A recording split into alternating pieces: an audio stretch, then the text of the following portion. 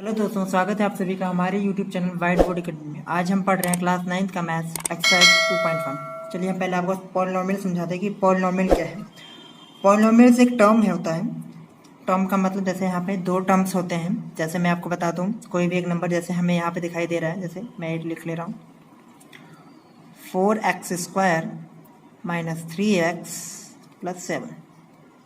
जहाँ पे दो टर्म होती है, दो टर्म का मतलब जैसे ये क्या है, एक टर्म है, ये भी एक दूसरा टर्म।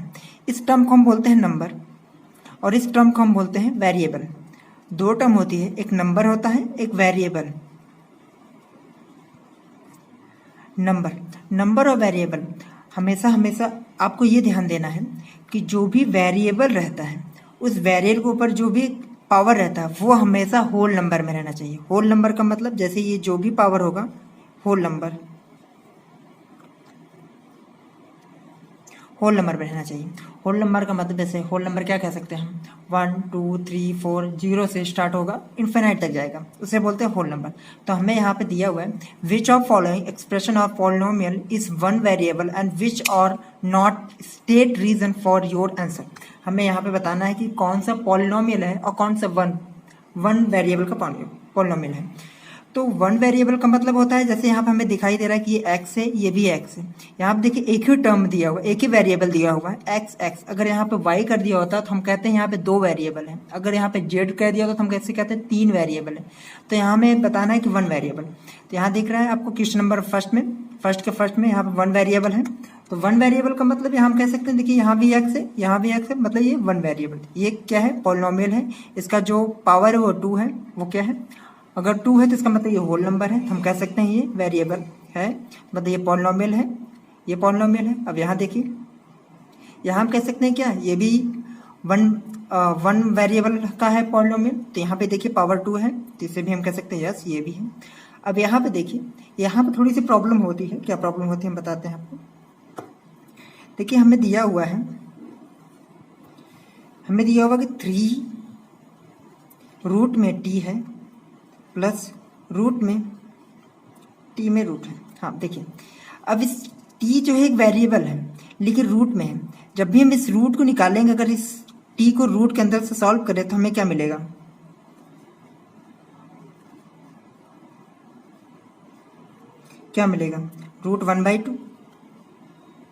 रूट 1/2।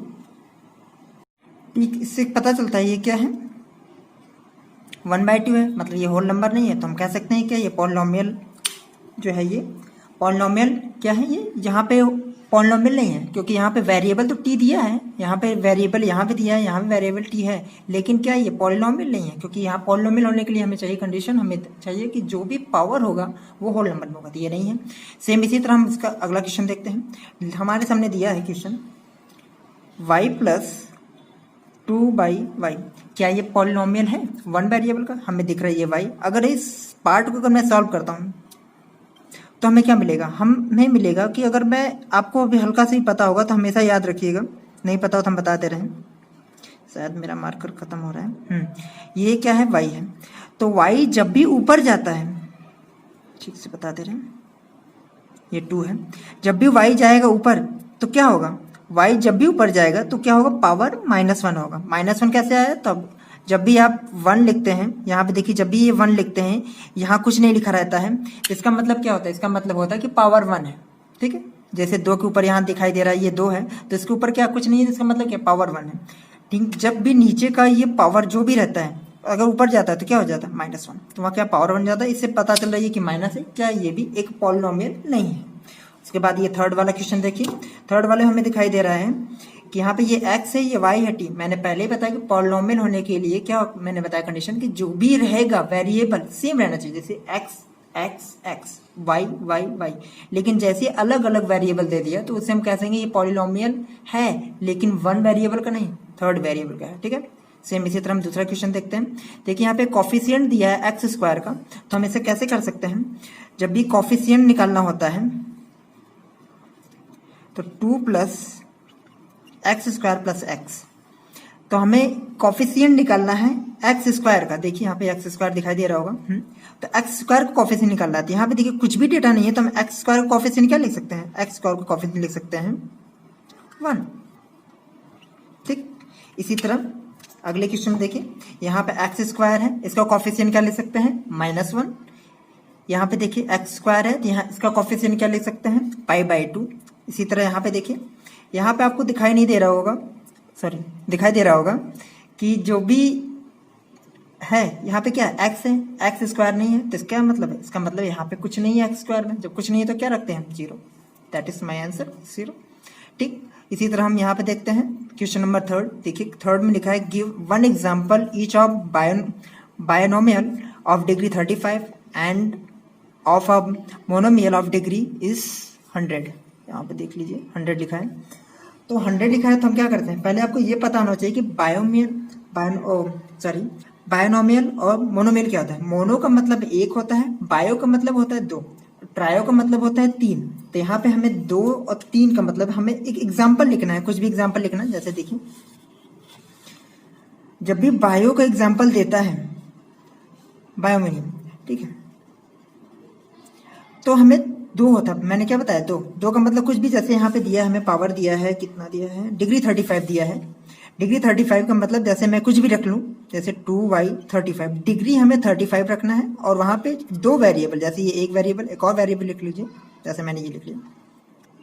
कुछ भी जो भी आपके दिमाग में आ रहा है, जो भी आ रहा है, जैसे मैं x35 प्लस x लिख रहा हूँ, जेड नहीं रखेंगे, ठीक है, समझ में आया। इसी तरह हम दूसरा दिया है, डिग्री 100 रखना है, लेकिन मोनोमियल, यहाँ आपको दिखाई दिया होगा, मोनो का मतलब 1 होता है। 1 का मतलब जैसे y100 लिख सकते हैं, या फिर कुछ भी जो भी हो, 10y100 लिख सकते हैं, जो भी आपको आ रहा है, बस आपको पावर 100 रखना है, और यहाँ पे एक ही रहना चाहिए वेरिएबल। ठीक, हमारा क्वेश्चन नंबर दूसरा था, सॉरी तीसरा था। चौथा आपको बता दे रहे हैं, चौथा में क्या दिया है, right the degree of each of following polynomial.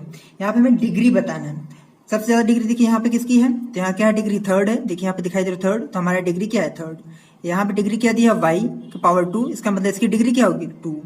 अब यहाँ देखिए इसकी डिग्री क्या दिया है, कुछ भी नहीं, तो इसका मतलब अभी मैंने पीछे बताया, इसकी डिग्री क्या होगी, 1 होगी। ठीक, इसी तरह यहाँ पे कुछ भी नहीं दिया है, तो इसका डिग्री क्या होगी, 1। आपको समझ में आ गया होगा आई थिंक। इसी तरह यहाँ पे हमें दिया है, क्लासीफाई द फॉलोइंग और linear, quadric and cubic polynomials. हमें बताना है कि कौन सा ये जो दिया है नीचे, फॉलोइंग जो दिया है, ये कौन सा है, क्वाड्रिक है, लीनियर है, या फिर क्यूबिक है। तो हम इसे क्या कह सकते हैं, जो भी 1 लाइन का, जैसे 1 का होता है उसे हम बोलते हैं लीनियर, जो 2 होते हैं उसे बोलते हैं क्वाड्रिक, जो 3 होते हैं उसे क्या बोलते हैं, क्यूबिक। तो ये जो 1 होता है, देखिए 1 है ना, तो यहाँ क्या, ये क्या होगा, लीनियर, ये क्या होगा, क्वाड्रिक, सॉरी लीनियर, क्योंकि 1 है ना, यहाँ पे 2, तो क्वाड्रिक, ये क्या होगा, क्यूबिक, ये भी क्या होगा, क्वाड्रिक। ठीक, आपको समझ में आ गया होगा। आपको हमेशा याद रखना है, क्या रखना है, को हमेशा याद ये रखना है, 1 जो होगा वो होगा लीनियर, 2 जो होगा वो क्वाड्रिक होगा, 3rd जो होगा वो क्या होगा, क्यूबिक होगा।